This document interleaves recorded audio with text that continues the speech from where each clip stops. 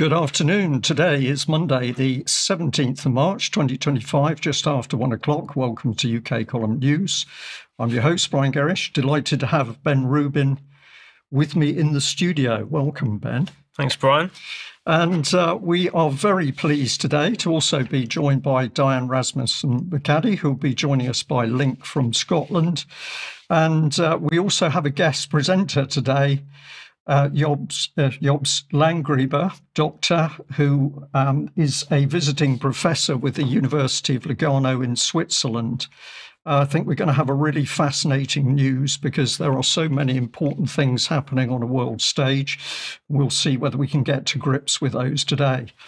We're going to kick off by inviting the audience to go back in time to 2013 in particular. And this is when the UK column had started to warn about the British government's use of applied behavioural psychology. This was the Express headline, Nudge Unit to Become a Business. And we said that the Conservatives had unleashed an applied behavioural psychology program on the public, boasting, and that is absolutely correct, boasting that they could change our views and values. Well, it was really only the UK column that was warning about the brainwashing aspect, and I'm going to qualify that description in just a moment. But of course, where the public need to go, if you've no idea what we're talking about, is the Mindspace document that was published by the Cabinet Office back in 2010, Mindspace influencing behaviour through public policy. And if I bring in a bit of detail on this, David Halpin was the key man. And if you have a look at what's on screen at the moment, so he was the chief strategist at the Prime Minister's Strategy Unit between 2001 and 2007. So this use of applied psychology to help a political agenda came from within the Cabinet Office.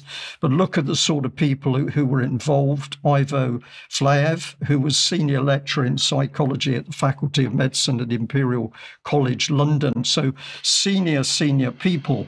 But where the real dangers lie was actually, and I think quite remarkably, set out in the Mindspace document itself. Let's bring this bit up on screen, highlight it. It says the potential for controversy. Policymakers know that attempts to change citizens' behaviour may well be controversial. And so therefore, the public should be consulted. Well, of course, the public weren't consulted. And then we see here the absolute danger in what they're doing, because it talks about automatic effects on people. Here it says a lack of conscious control also has implications for consent and freedom of choice. So these people using a weapon, which means that the public may not fully realise that their behaviour is being changed, or at least how it's being changed. And I look at the audience today and I say, do you really trust any politician that's in Westminster at the moment, either or any party? Do you trust those people to change your behaviour in a way you don't even realise that your mind is being changed? This is, Ben, this is shocking stuff, even when you go back and have a look.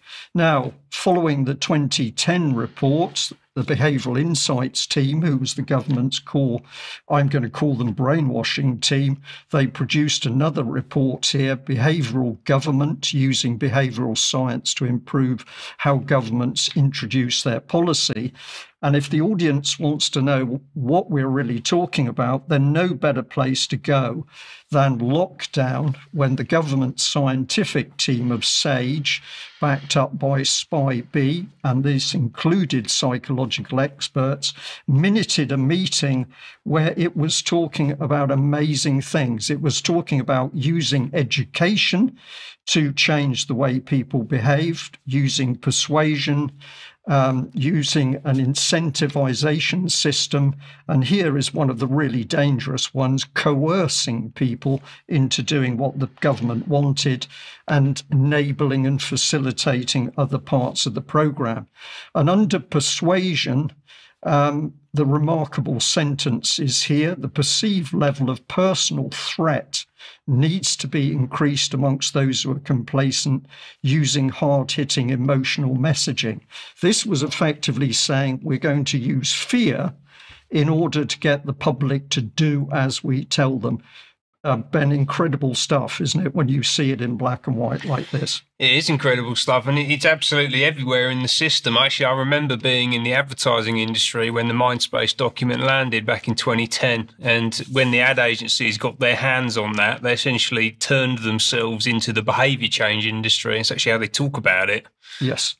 Okay, well, let's move on to the present day, and this is the headline. Now, this actually started to happen at the end of 2024, but it's rolling. It's a steamroller in 2025 in Starmer's government, and basically a new media unit has been set up with virtually a £700,000 budget, as we're going to see lots of money available.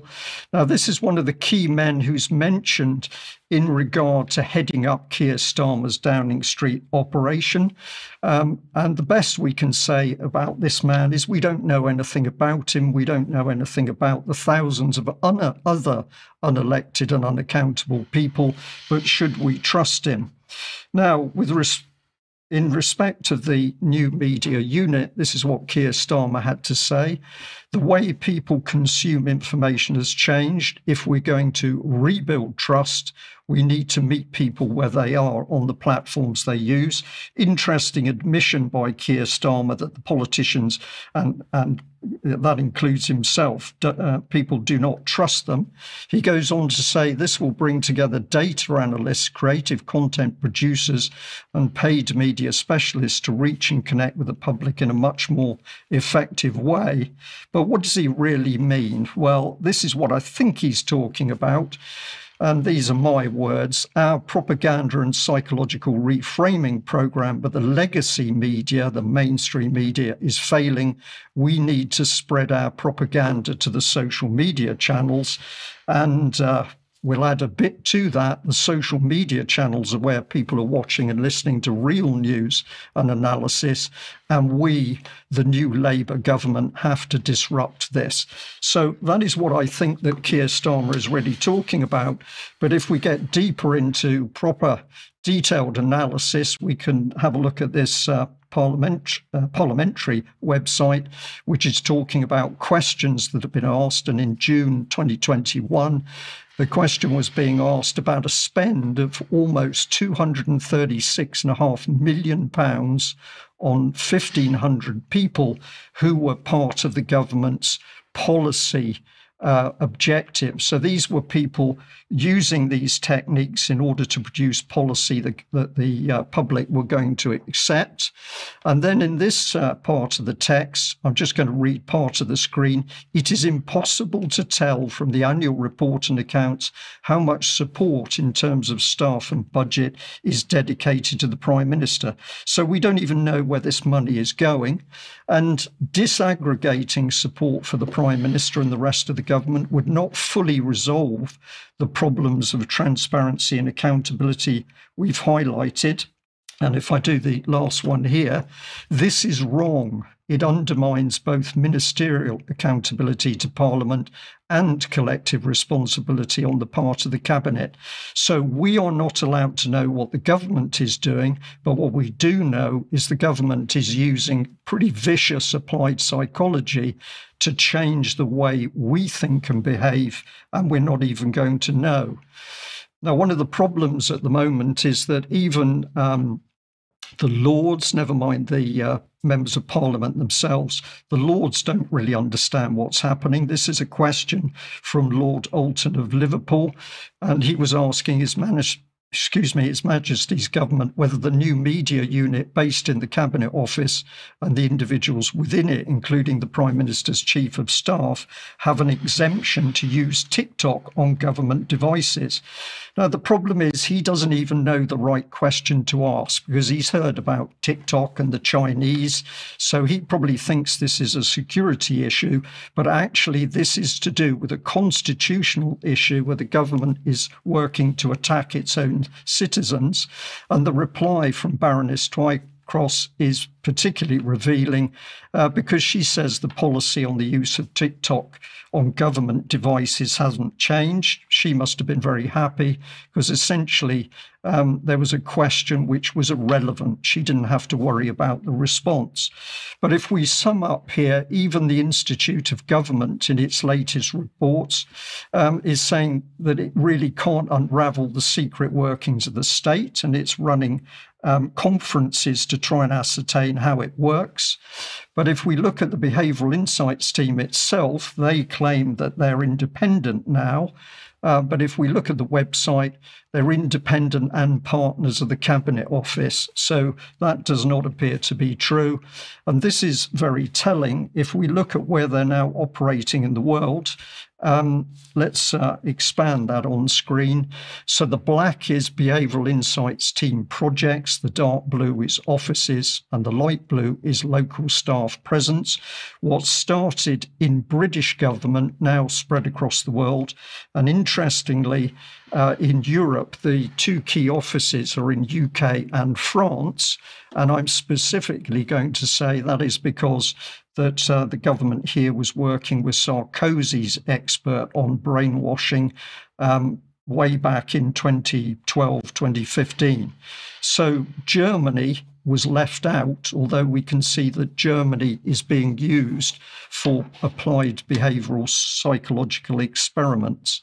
And on that note, I'd like to welcome our guest presenter today, Jobst Landgrebe. And Jobst, thank you very much for agreeing to join the UK column. And I think you've got a really important segment today on changes that are possible changes to the German constitution. Welcome. Hello, good afternoon, everybody. So what I'm going to show you is a change of the constitution that is going to happen probably tomorrow, and which is in a way set up in a very problematic manner. So recently we had a re-election of our parliament, of our lower house, which is the one that makes the relevant legislative decisions. And you see, these are the new seat distribution that you have here. And basically the CDU, which is comparable to the Tories, and the SPD, which is comparable to Labour, they want to form a new coalition, and they will also have a slight majority together. The main opposing parties is the blue segment here, which is the AfD, which has no equivalent in England, but is comparable to the French Rassemblement National. And then you have here this magenta-colored segment. This is the lefty party, which are Marxists, which is the heir of the former SED, which was the political party of Eastern Germany. And these are the main opposition parties, whereas the black, green, and red segment basically form a bloc that is rather uniform in its political intentions. So that means that these two parties, the CDU and the SPD, only have now a normal majority, but no qualified majority. But they would like to increase the deficit spending in Germany and issue a new package of 900 billion euro of additional debt. So just to give you a feeling, Germany now has around 2.5 trillion of debt. So 900 billion additional is 30% increment of debt, which is an unprecedented debt increment in one step. And this is unconstitutional according to our current constitution. In the old parliament, the CDU, the SPD and the Greens together have a 2/3 majority to change the constitution and to therefore enable this law to go through and to then create this huge pile of additional debt. However, in the new parliament that was voted end of February, they don't have this 2/3 majority anymore. There they are only 30 seats or 40 seats below it, because the two oppositional parties, AfD and Left Party, they have more than 1/3 of the votes together.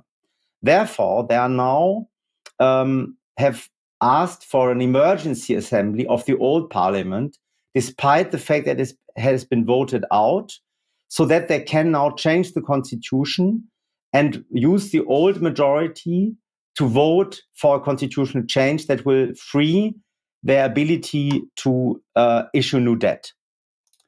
And basically, to do this, they claimed an emergency because they say that we have a defense emergency in Germany that is necessary, so that it is necessary to spend hundreds of billions for defense spending and also on infrastructure. And this is unprecedented in the history of Germany since World War II. And so despite the parliament being voted out, it's now assembling one more time merely to bring through this constitutional stage a change. And this is, of course, raising a lot of alarm in Germany.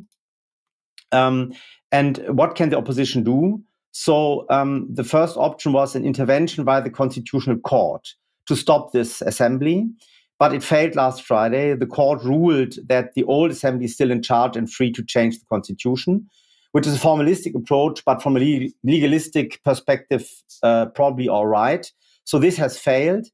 Now, the only thing that the opposition can do is try to convince members of parliament of the future coalition to vote against the constitutional change in the old assembly, which is what they're trying to achieve now.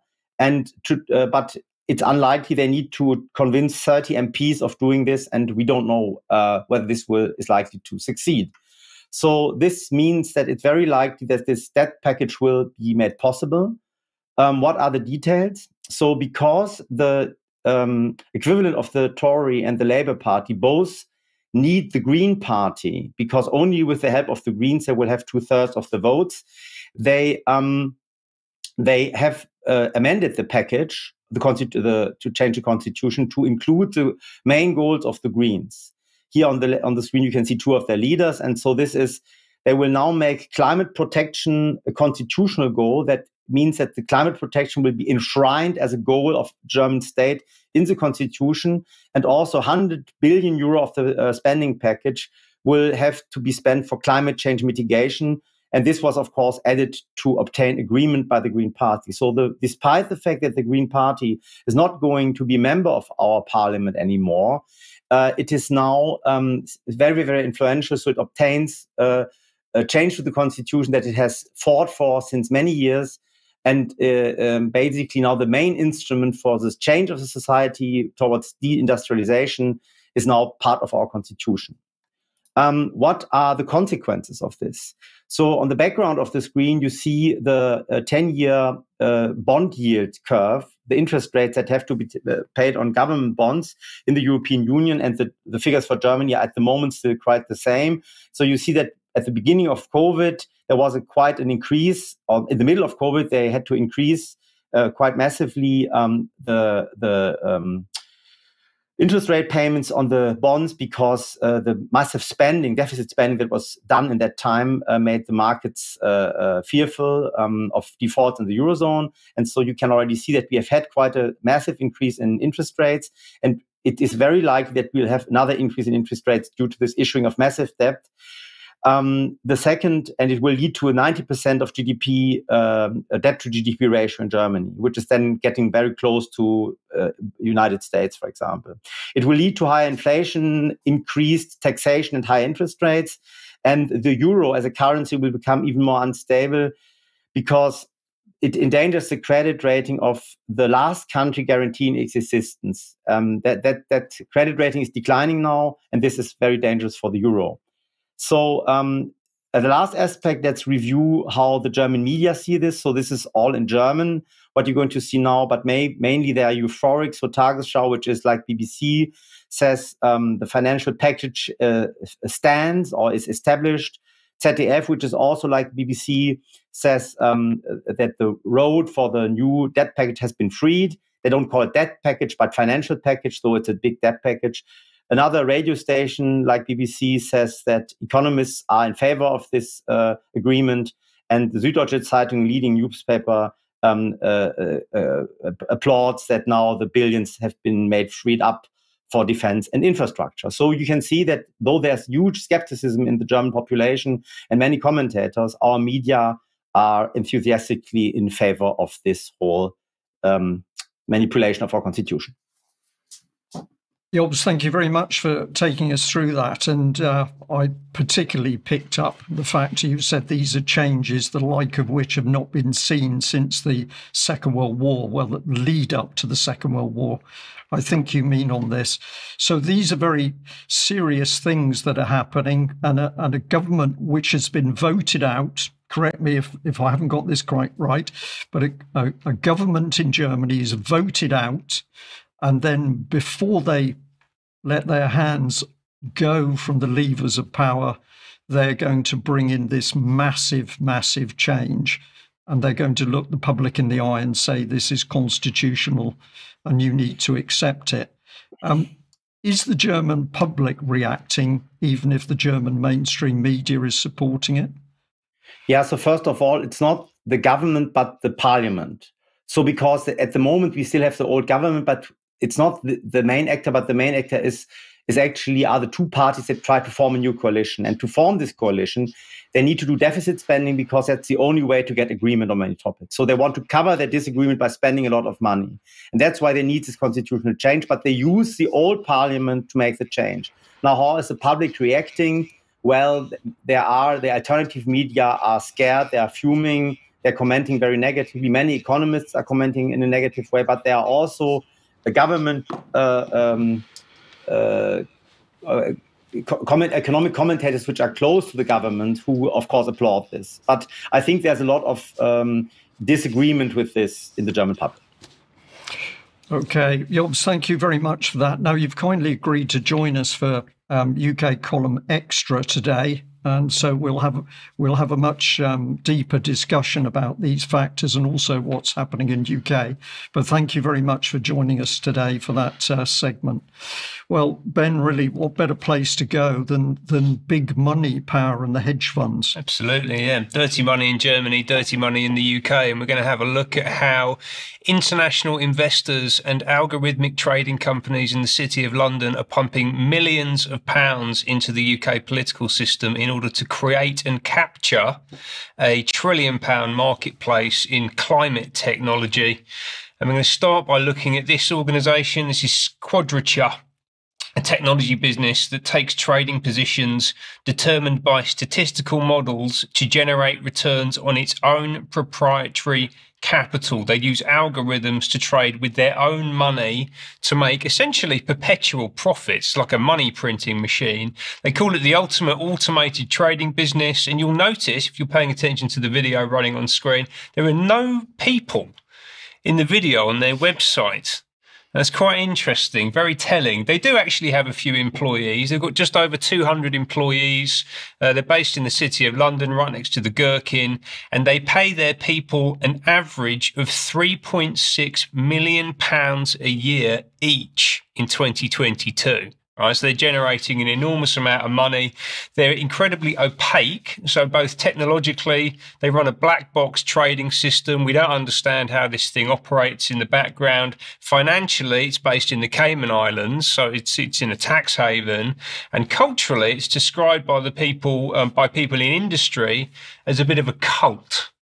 Right, so this is quite an interesting term to use when talking about an organisation like this. The cult is led by these two. So this is Greg Skinner and Sunil Setia, who are big-time maths and science guys. One studied mathematics, one studied physics, Cambridge and Manchester University, respectively. They've been working in the city for the past 30 years. They set Quadrature up about 15 years ago. And interestingly, they receive no salaries from the business, but instead they've taken a combined total of about £160 million in low-interest loans from the company in order to drastically reduce the amount of income tax that they have to pay, which makes them perfect candidates to make huge donations to the Labour Party. And last year, they gave £4 million to Labour. It's the largest ever donation that has been given to the Labour Party in its entire history. And this was particularly interesting. This report here from Open Democracy came in September, and they revealed that the Labour received the donation in the 1 week window between the former Prime Minister Rishi Sunak announcing the general election and the start of the pre-poll reporting period, in which all political donations over £11,180 had to be published weekly rather than the quarterly norm. So essentially, they've made this donation deliberately in that period to avoid scrutiny ahead of the election.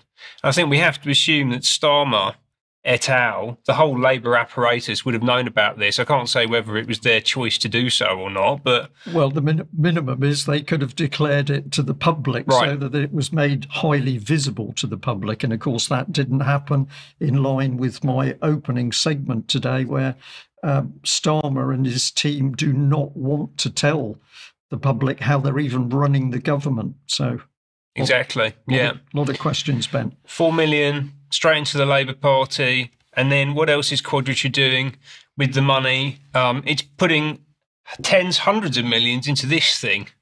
This is the Quadrature Climate Foundation. The new climate reality demands unprecedented climate action. We're very familiar with all this stuff. And what are they up to? So they say that their work has a global focus. Since launching in 2019, we've committed more than $1 billion to more than 180 organisations in 17 countries, advancing climate solutions around the world. This includes donations to the United Nations, the London School of Economics, Rockefeller Philanthropy Advisors, the World Economic Forum, the Bureau for Investigative Journalism, interestingly. So they're funding the people that are supposed to be investigating them. No conflict of interest there at all. And also a political foundation, who I'll come back to a little bit later. Now, all this climate stuff, you could present this potentially as being altruistic. They want to fix the problems of the world. But unfortunately, I'm a bit more cynical. And actually, the actions of the founders suggest that that's not what's going on here at all, because Greg Skinner at the start of this year acquired a 50% stake in Ethical Power Group, right, which is a UK business actually based in Exeter, just down the road. And they've already got 14 projects up and running across the UK. It's solar energy. You can see the image just popping in at the bottom of the frame there. And his money includes a £15 million working capital loan to support the growth of this organisation in the UK market and internationally. So the Quadrature Fund, one of the owners, has got a vested interest in the commercial growth and development of the market that his charitable fund is promoting, is pushing the agenda for. Sounds par for the course. Absolutely. And what else has he got from his money from the Labour government? Well, quite a lot, actually. So the UK Climate Envoy, so our top international voice, talking about climate issues. This lady, Rachel Kite, former World Bank climate chief, was put into position in September, right? So Quadrature have had put a load of money in. There's this appointment is made, and she's actually a trustee of the Quadrature Climate Foundation. So she's on the board, and she hasn't resigned that position. Yeah, so she's still a trustee while operating in that capacity for the British government. And Quadrature have also put a lot of money, as we're about to find out, into a political foundation in order to retrain UK government officials to make them more amenable to the climate agenda. Let's hear from Lisa Witter now. Jeremy Oppenheim announced that the Quadrature Climate Foundation has awarded the government climate campus. Robin told you a little bit about that. Pooja told you a little bit about that, which was named as one of Fast Company's most innovative ideas in the world, which we're really proud of. $1 million grant to train 25,000 policymakers. You know, we like to work at the whole stack of government, as we say, from the national down to the very local, where those shovels hit the ground. Astonishing. I'm going to say astonishing, Ben, because she is really telling us what's going on. So when she's talking about training, what she really means is reframing. Remember, the government is using applied psychology to change the way people think without them knowing what's being done. That's the technology being used in courses. And then she says something very important there, down to the level, the bottom level shovels on the ground. they need people at local level to implement their policies, because if people at local level do not implement the policies, this game is all over. So if you're watching today's news thinking, my goodness, what can we do? It is so easy. You say no to the policy at local level. 100%. That's the Achilles heel of the whole thing, right? So that's Lisa Witter. We've talked about Lisa Witter a lot. A young global leader of the World Economic Forum. She's one of the chiefs of a political foundation who are in the process right now of retraining, reframing UK government, global governments. They're in 170 countries. One of the primary mechanisms for the Great Reset agenda to be driven down into nation states, right? That's what she's up to. And she mentioned a few things, which I'm going to unpick. So first one was this guy, Jeremy Oppenheim. Right, so he started off as a senior economist at the World Bank back in the 80s. He then spent 23 years at McKinsey, becoming ultimately their senior partner for sustainability. McKinsey, one of the top tier global strategy firms and a strategic partner of the World Economic Forum. And for the past 9 years, he's been a partner and now recently become managing partner of Systemic, which is a blended advisory and investment firm whose purpose is to create disruptions in the world's critical economic systems. That's literally how they describe what they do. And that's capital and ideas, particularly focused around food, energy, all of the industrial transformations that we've been talking about. And what he doesn't have listed on his LinkedIn profile is this role. So he's a co-chair of the advisory board at the Quadrature Climate Foundation. And as Lisa Witter just told us, they put $1 million to retrain 25,000 policymakers into this thing, which is the Government Climate Campus. This is one of the apolitical flagship programs. So they talk about building energy and climate capable governments this decade, an ambitious global partnership hosted by apolitical to rapidly upskill whole government workforces with the energy, climate and nature training needed for impactful actions. People got to take action. Quadrature behind it, but also Bezos, Earth Fund, Rockefeller Brothers Fund, the Foreign and Commonwealth and Development Office. So UK government is absolutely at the centre of this global transition process.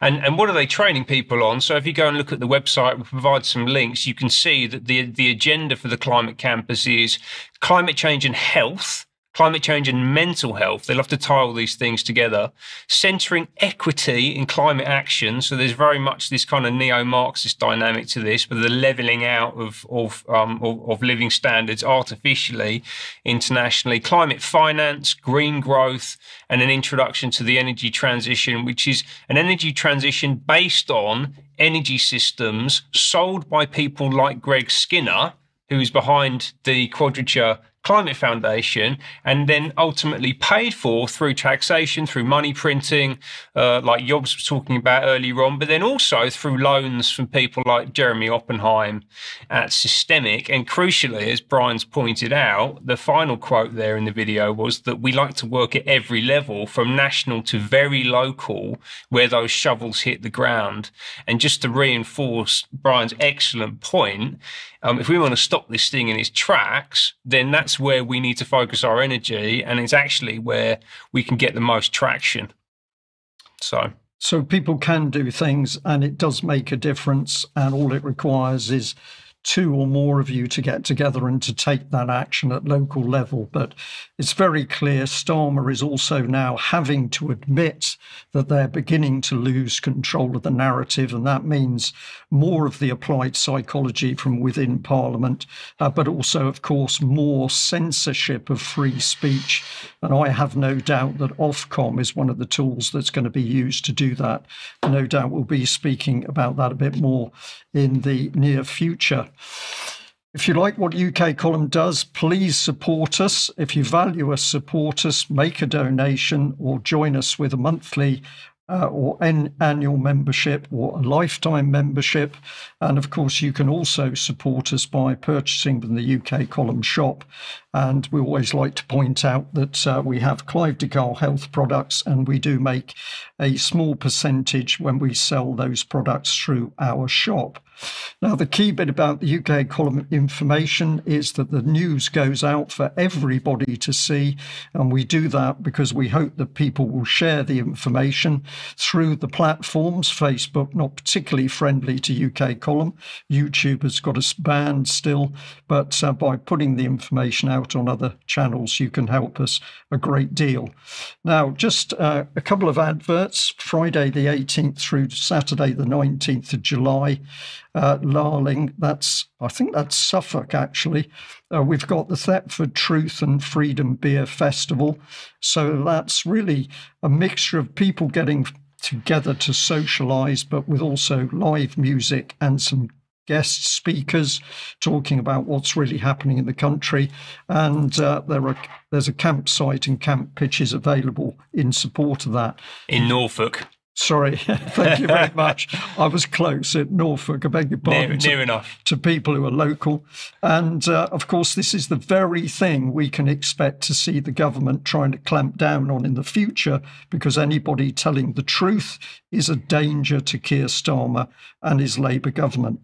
Now, tomorrow we've got an interview going out, which is Charles Mallet talking to Dr. Liz Evans, and that's on how the grip of the pharmaceutical industry, let's just bring that on screen, has squeezed discernment and compassion from the modern Western medicine, and importantly, what can be done about it. So do have a look for that, as that will be a very interesting interview at 1 o'clock tomorrow. Now, I'm also going to say I do not have a slide, and of course I should do, for the UK Column on Location event at the beginning of April.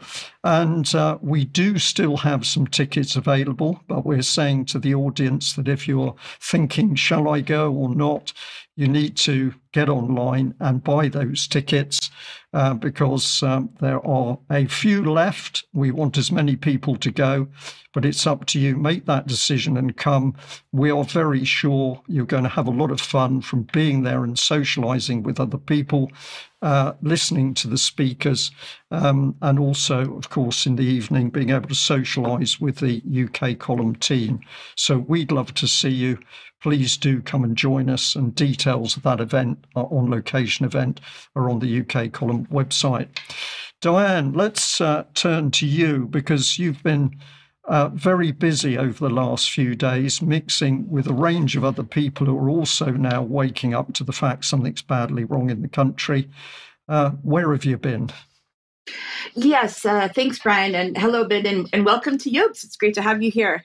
I just returned from a few different events. On Sunday, I returned from a literary festival in Keswick, which is in the Lake District, at an event called Words by the Water, which is an annual literary festival held at a place called Theatre by the Lake.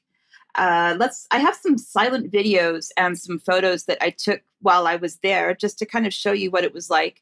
I know the news is really heavy today, as it always is, but I thought maybe showing some slides of what it was like in the beautiful city of Keswick might help a bit. So these are just first of all, some photos of me walking around the town, just a lovely town center. It was a sunny morning on Saturday morning, so it was nice to get out. There's the cheese shop, which is important if you like cheese, as I do. This was from the bookshop, seeing a bibliophobic person. So this was one of the bookstores in Keswick that sponsored the event. So I just kind of walked through past that in the city as well. Some little shopping there that I happened to do on the side, some nice little things to look at, the beautiful mountains and the surroundings as well. Just a great place to be. This is leading up to the Theatre by the Lake on my walk from the town center where I stayed. And we also went to the Castle Riggs Stone Circle, which is thought to have been constructed around 3000 BC. So there's just a couple of photos I took from there. Here's also some photos that I've got from some videos I took of the issue surrounding the festival. So there's a park around there, set on the lake. If we can start the next video, we can see what that looks like. And then I'll just start to talk about some of these sessions. Some of them were beautiful beautiful words that I just heard, and I'll cover some of the nice ones before I get into some of the more serious issues that were raised at the festival. Hilary Bratt from the Bratt Travel Guides was there. She did a session called Adventures in Travel and Publishing. If you are a reader of travel books, as I am, she wrote one of the original series of guidebooks that is popular. She started that in the 1970s.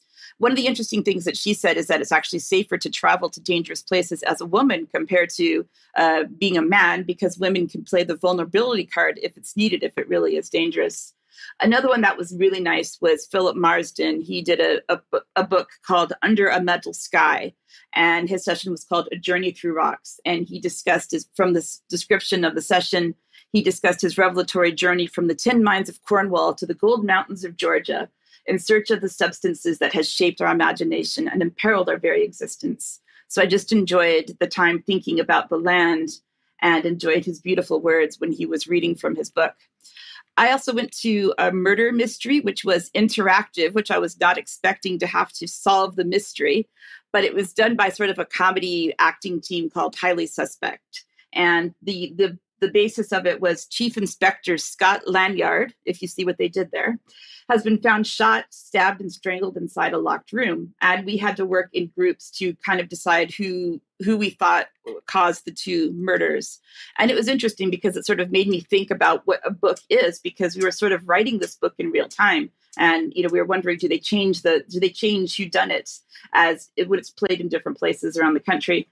It's interesting to note that I only went to one session that didn't mention Trump in some way. So it made me wonder, was I really in England or was I in an American book festival? But it was interesting to see how some of these larger issues, including Trump and many others that happening around the world, were embedded both in the books that I heard the authors talk about, as well as the questions that people ask the authors.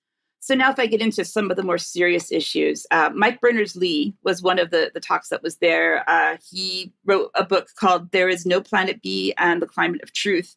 His brother, if you are internet familiar, as I am, Sir Tim Berners-Lee is his brother, who is known as so-called the inventor of the World Wide Web. Basically, he wrote the HTTP protocol that makes the internet work.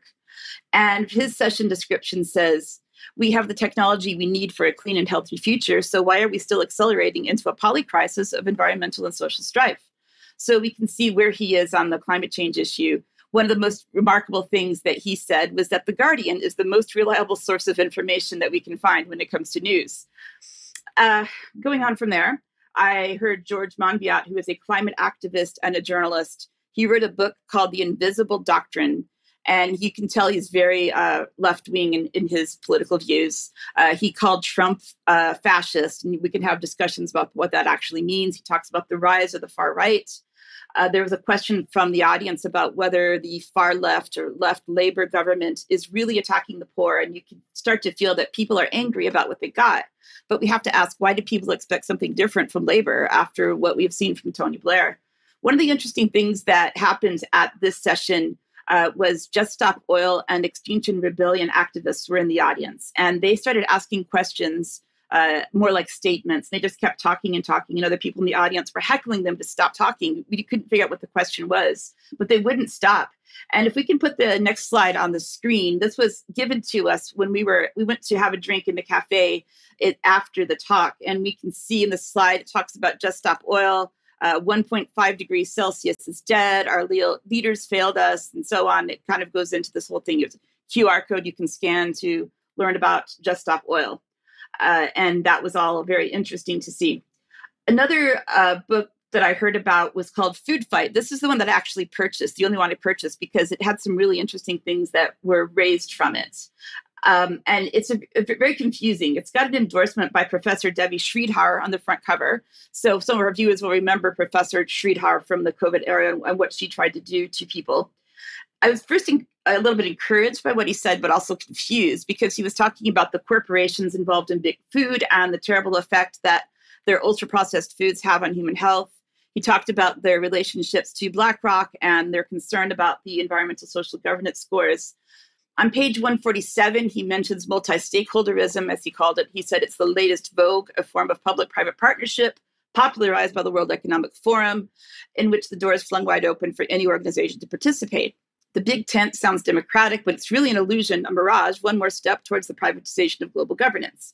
And he goes on and talks about the UN. But if you read the back cover of his book, he has actually been involved in UN agencies for several years. He's a member of the International Food Policy Research Institute. He believes the food system is driving the climate crisis, according to the book. And as we can see when we look at this website of this institute, they are very much active in UN events, such as just this month, the 69th session of the Commission on the Status of Women. And we see on the website that this is involved in the Sustainable Development Goals. We see our familiar little SDG colorful wheel there. He also has a book that's called Decolonize. A chapter called Decolonize within his book, which I will come back to decolonization a bit later in the news. And you can see that he believes that nutrition is related to decolonization and social justice and so on. I have a little bit more to cover about decolonization, and I will come back to that later in the news, Brian. Thank you. There's two aspects to what you've just covered there, because you've taken us away, admittedly, into a very beautiful part of the country. And that's just lovely to see. Not often we see just nice scenes on mainstream media, but interesting that under the surface, a lot of people working together, many of them from academic, literary backgrounds, in order to challenge what's happening. So I was really fascinated by your report, and it's lovely to understand that, yes, there are people out there who are challenging what's going on, but have also been co-opted in some way. Because what you're talking about is people who are rightly concerned about things like the food system. They've actually identified some of the issues, people like BlackRock, for example, but then politically they're expecting the system to come in and fix things when it just fundamentally won't. So they're right on about half of it, but wrong on the rest. And you get people like George Monbiot, etc., getting in there and confusing things. So yeah, interesting, very interesting report, Diane. Thank you. Right, I'm going to have a quick look. We just talked earlier about global capital and how it's influencing our political system, and how that is going right the way down to where the shovels hit the ground at a local level. And I'm going to introduce you now to an organisation called Key Cities, who are key protagonists in that part of the agenda. Let's hear about Key Cities.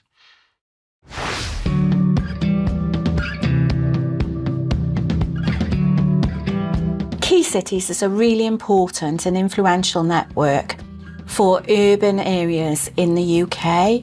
We came together 10 years ago, and I think we've gradually crept onto the government's agenda. We've grown in scale and size, and we've got a really important lobbying role in terms of our relationship with government. We're collaborative. I mean, that's the main thing. I mean, in local government anyway, in terms of the work that we do together to educate and inform and share good practice across local government in the whole of the UK. There's 28 of us in the gang, and you know, we've got common cause, common agendas, common problems, and obviously what's really exciting about local government is that we have individual solutions. The network's got a really important role to play in the discussion on devolution.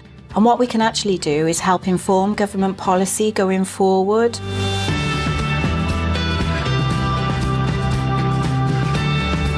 We can be trusted to deliver, we can be trusted to innovate, we can be trusted to make a difference. Key Cities has grown. Peter Box, my predecessor, did an awful lot of work in terms of bringing new councils into the area. And I'd like to see that continue and develop as we go along, because there are a lot of urban areas who are not members yet of the actual network. I'm sure would benefit from being part of it. Incredible film clip, Ben. I did have the advantage of seeing that before the news. So just incredible to see those people. And you correct me here, Ben. My take on it is some of them are innocents. They are lambs to the slaughter, but others know exactly what they're doing. And I'm very interested to see Plymouth Labour leader Tudor Evans speaking there, because, of course, many years ago, Common Purpose, the political charity, absolutely at work in in Plymouth, essentially reframing people. And he uses the expression in this video, common cause. He also talks about a gang of people who are going to presumably tell people on the street what they should be doing. But these people have no idea that every time they're involved with some sort of training or collaborative scheme at government level, they are themselves coming under this applied behavioural psychology. So I found that one of the most frightening video clips that I think we've shown on the news for some time, because those people, the bulk of them, had no idea what they're involved in and what the government is trying to get in as its wider political agenda. Exactly.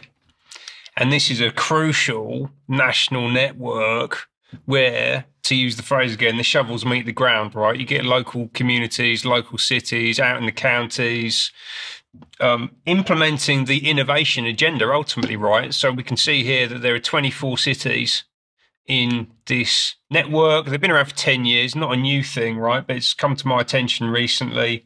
And you can see at the bottom there, it's all about delivering innovative solutions for the challenges that we face. Innovation.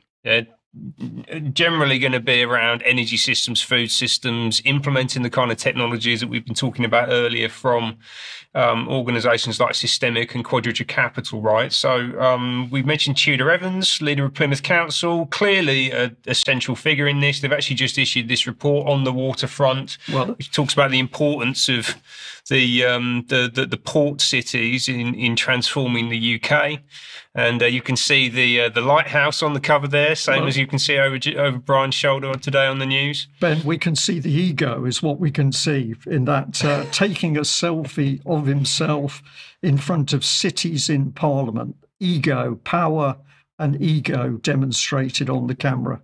Yeah, 100%. And net zero figures very high on their agenda, obviously, as you can see, local partnerships to drive net zero innovation. I don't know if these people have been on an apolitical reframing course, but they're certainly the target for it, right? So this is where what apolitical are doing meets the local cities, who's running it. I won't go into all the detail, but you can see one of them. There's an old face there. Who's that? That's Charles Clarke, former Home Secretary under Blair, who actually tendered his resignation in 2006 after it emerged that 1,000 foreign prisoners, including people who'd been convicted for manslaughter and committing sex offences against children, had been released without being considered for deportation. And Blair refused to accept his resignation. That's not a resigning issue.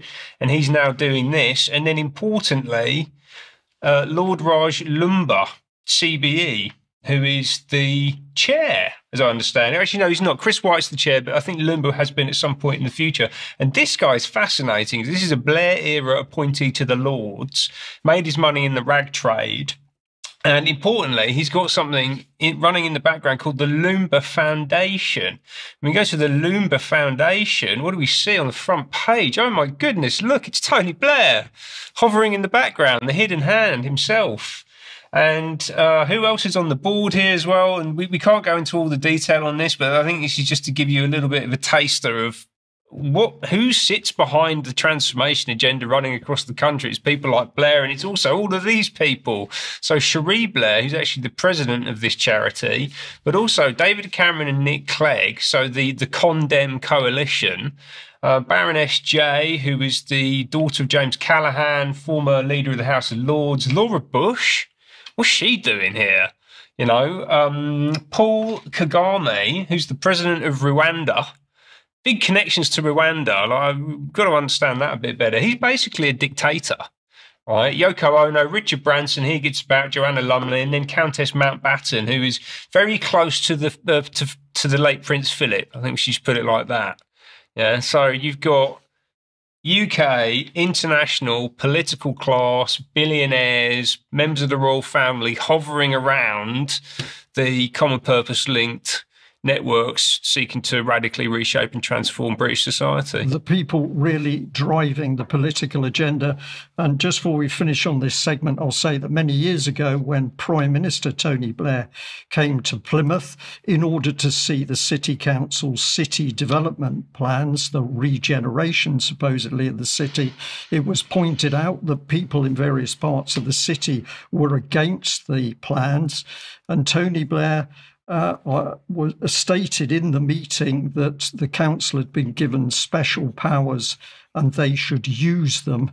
And the strong inference was to squash any dissent to the central government political policy coming in. A lot more to talk on this, Ben, but thank you very much for taking us through that. And one final key point on it, though, which actually leads quite neatly into what Diane's going to cover next, which is that this is also very heavily linked into the university system. So all of these cities around the UK, you've got political leadership, but then also academic leadership as well. And as we know, the universities are in a real mess. Yeah. Okay, thank you for that, Ben. Diane, let's bring you back in to get deeper into the type of agendas that are being used against us. I'll say we've just stolen a little bit of your time in that segment, but carry on through yours because this is very important what you've got to cover. Okay, thanks, Brian. Yeah, it was really interesting just to go back a little bit to the book festival, because this also led me to think about this what I'm going to cover now.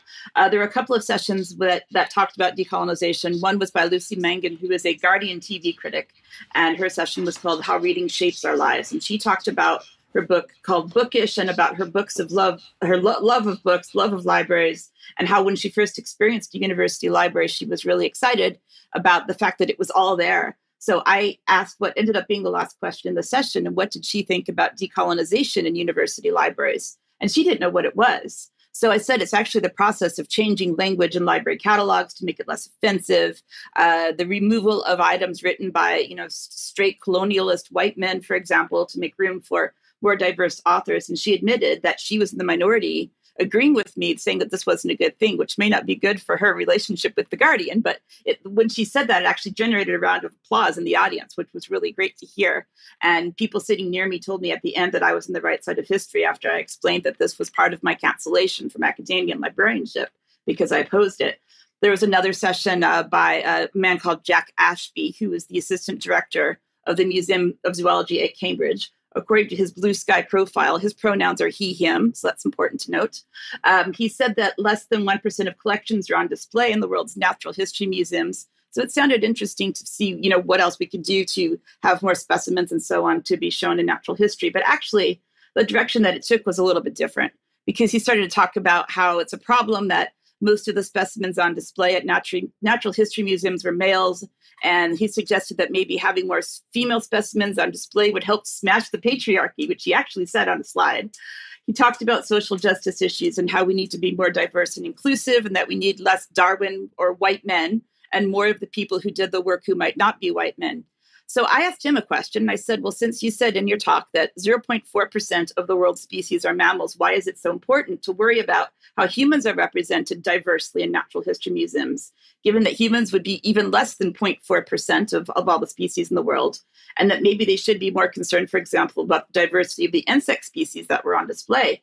And his response was that when people of different backgrounds come into natural history museums, such as his at Cambridge, they don't feel represented or included. And so I went to that museum's website, and it has, for example, if you want to go there on the 22nd of March, they have a Pride in Nature LGBTQ plus tour, if you want to hear about LGBTQ plus communities within nature. So this made me think a lot more about all of the government waste that's going on in academic and settings and so on. And we have, for example, James Lindsay, who has been interviewed twice on UK Column.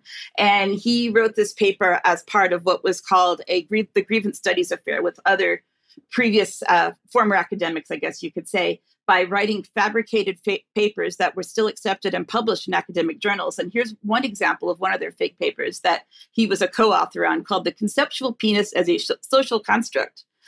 This was, as we know, a fake paper, as were many others that he wrote at the time. But there are some other ones here that I want to cover that are actually real and tie in with this agenda that was covered, for example, at this Natural History Museum and many more. I found this one on a Substack post by Stephen Hayward. The post on Substack says that the Trump crusade to punish universities hasn't gone far enough. And that's because he found this paper.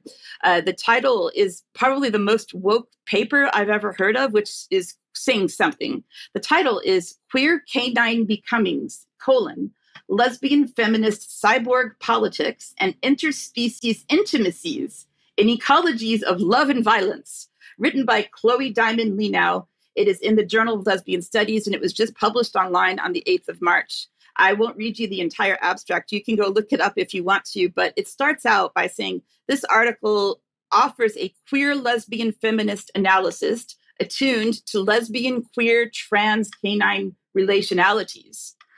Specifically, the article places queer and lesbian ecofeminism in conversation, et cetera, et cetera. I'll spare you the rest of it. So going into America, so that was also an American author, but one of the things that Musk and Trump has been doing, as you know, through the DOGE government efficiency issues and so on, one of the things that they have done recently is limited the federal spending of government credit cards to a $1 credit limit for 30 days. So thank you to the viewer who sent this to us a few days ago. So I looked at a particular example. One of the things that's been circulating around social media is that one of these was a $600,000 grant, which was given to a university to study what they call studying menstruation issues, including in trans men. So I wanted to look at the original grant to see if that was really what they were doing. And it looks like what they're doing is actually looking at the products that are involved in feminine hygiene of things that women use during their periods. Yes, women and girls again. But it did say in the abstract for the grant, it is also important to recognize that transgender men and people with masculine gender identities, intersex and non-binary persons may also menstruate. So not only trans men, but anyone who menstruates. Back in the UK, this was reported last week by The Telegraph that Shakespeare's birthplace is going to be decolonized. So we have to, I guess, destroy the history of one of the greatest authors that have ever existed in our country. So I traced this back to a 2022 academic blog post from the National Center for Academic and Cultural Exchange. There was a PhD project called Decolonizing the Shakespeare Birthplace, Trust Collections as an Inside Outsider, a perspective on collaborative research, by someone called Helen Hopkins at Birmingham City University. This was funded by the UK government as part of a larger doctoral training program, which is meant to do three principal things to recognize the role Shakespeare has been forced to play in establishing and upholding imperialistic narratives of cultural supremacy, to purge the Shakespeare birthplace trust interpretative policies and brand narratives of Anglocentric and colonialist thought, and to institute new communicative strategies to address societal inequities that are embedded in imperialism and associated with Shakespeare's global cultural status. Another grant that I found that is funded by the UK government is also from Birmingham City University. There's an entire database you can search yourself. This one that I found is called The Europe That Gay Porn Built.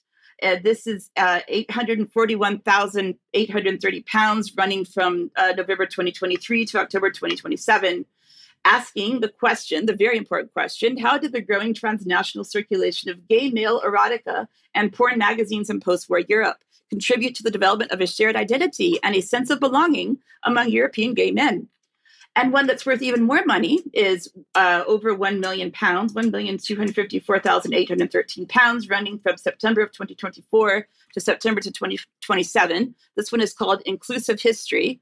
According to a press release on the Royal Holloway University of London's website, this money will enable the university to embed 5 postdocs with its partners over 2 years to research case studies that center around the voice, agency, and contribution of traditionally marginalized groups to the struggle for rights and representation.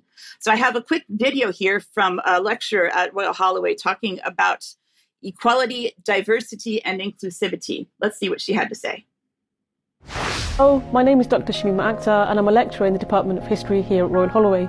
So in addition to teaching here at Royal Holloway, I'm also the EDI lead for the department, which stands for Equality, Diversity and Inclusivity. Now, why is EDI important? Why does it matter for history and for historians and you as students? Well, you may not know this, but the Royal Historical Society, they published a report in 2018 called the Race Report, and this was a survey of undergraduate history in the UK, and they found that 94% of all staff at university at teaching history were white, and of this 6%, only 0.5% were black.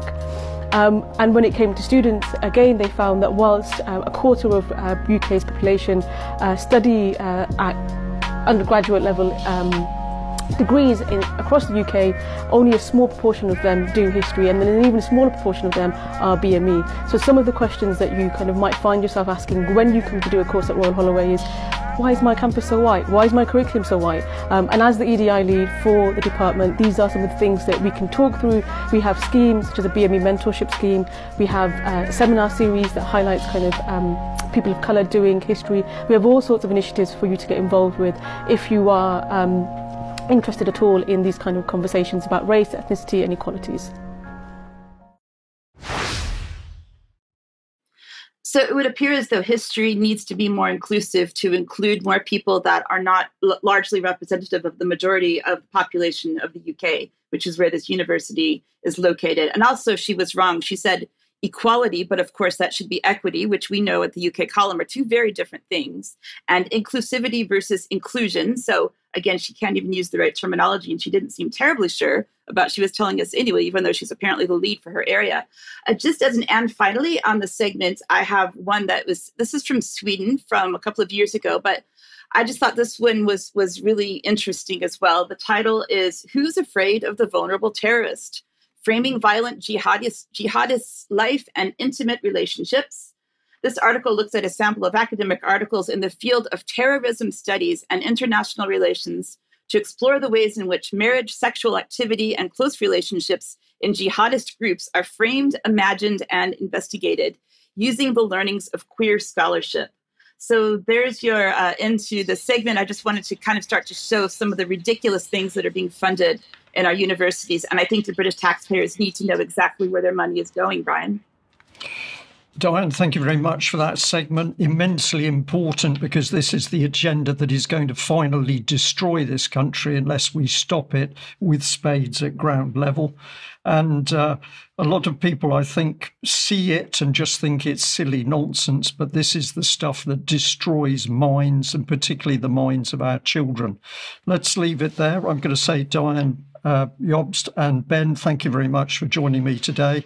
For people who are full-time supporters of UK Column, there will be UK Column Extra in a few moments, and we'll be discussing more in more detail the main points that we've covered in the news today. But thank you, wherever you are in the world, for joining us, and thank you so much to everybody who supports the UK Column.